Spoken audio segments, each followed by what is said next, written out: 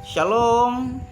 Di sini saya akan membacakan renungan harian yang ditulis oleh TKS Harsopenda STH yang bertugas di Jemaat GKE Ebenezer Sebamban 1, dan nas menjadi dasar perenungannya diambil dalam Matius pasal yang ke-16 ayat yang ke-5 sampai dengan yang ke-12 dengan tema renungan kenali Yesus lebih dalam.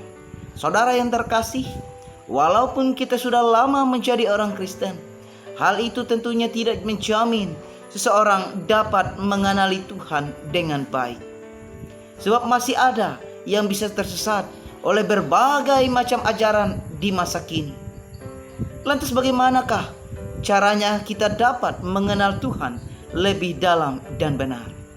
Saudara yang terkasih, saat Yesus berkata kepada para muridnya, "Berjaga-jagalah serta waspadalah terhadap ragi orang Farisi dan Saduki."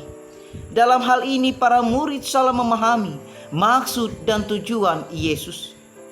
Mereka mengira bahwa Yesus mengatakan demikian karena mereka tidak membawa roti. Namun yang Yesus maksudkan ialah berhati-hatilah terhadap pengajaran-pengajaran orang Farisi maupun orang Saduki.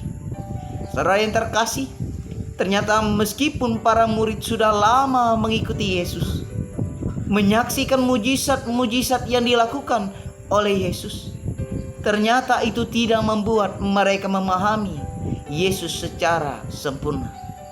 Saudara yang terkasih, untuk dapat memahami maksud dan tujuan Tuhan dalam hidup ini, serta mengenali Dia lebih dalam, maka kita harus memiliki kepekaan rohani. Mendengarkan khotbah ribuan kali itu tidak cukup, Bapak Ibu, sebab membutuhkan namanya kepekaan rohani. Untuk mendapatkannya kita harus meminta kepada kuasa Roh Kudus Tuhan, untuk bisa melembutkan akan hati kita, menerima setiap pengajaran-pengajaran dari Tuhan yang benar, agar kita dapat memahami, mengerti, dan juga melakukan akan setiap kehendak Tuhan dalam hidup ini, dan bukan ajaran yang menyesatkan.